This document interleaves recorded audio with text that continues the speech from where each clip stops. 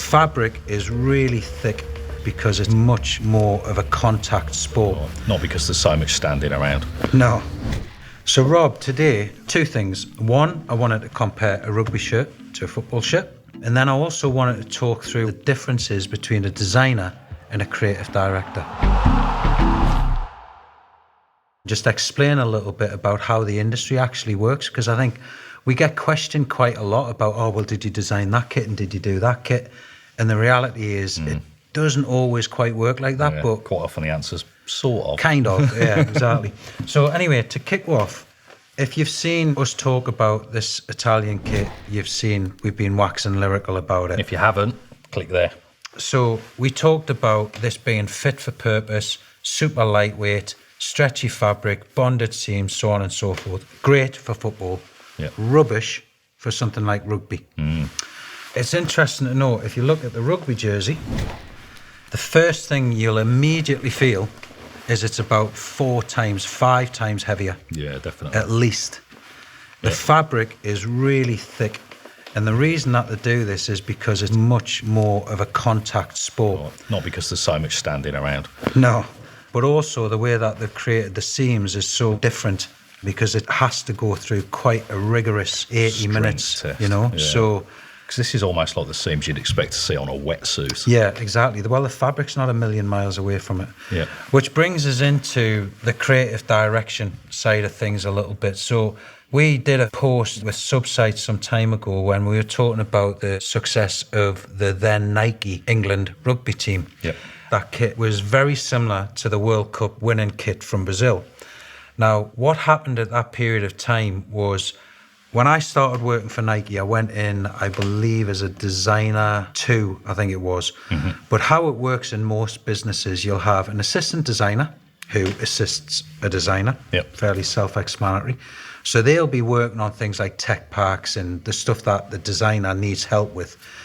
Then, as you progress, you go into a designer role. So you're getting a little bit more responsibility. You may be working on a specific team. It could be in Italy, it could be whoever. And then, for example, in Nike, you may go to a designer 2, which is a little bit more responsibility. You're still learning the trade, so on and so forth. Once you get past that designer bit, you then go to a senior designer role.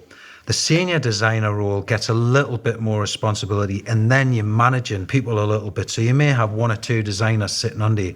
You're still designing product, but not as much as you would be if you were a designer because you've got other responsibilities. So you're doing like reviews, for example.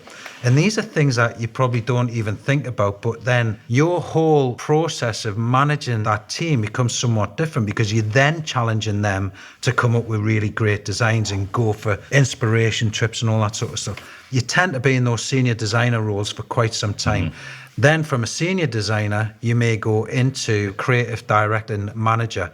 So that sits in between a senior designer and a creative director. And that person would again have more responsibility. By this time, they may be touching 1 or 2 designs, if that.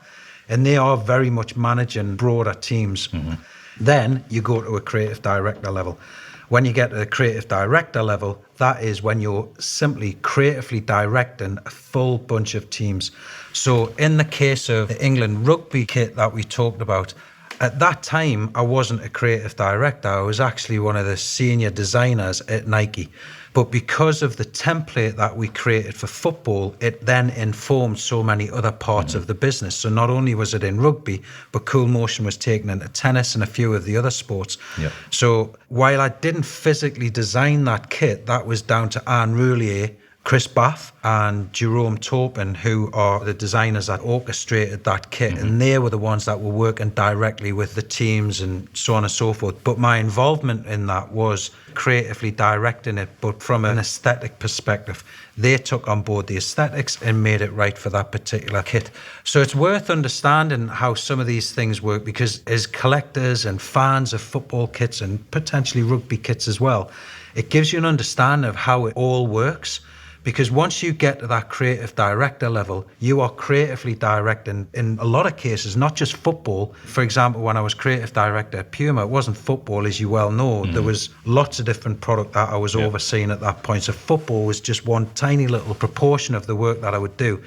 And there would be like 80 designers that would sit underneath that creative director, and you're not singularly directing every one of them. That's why you have creative director managers and senior designers, and that's how that whole industry works.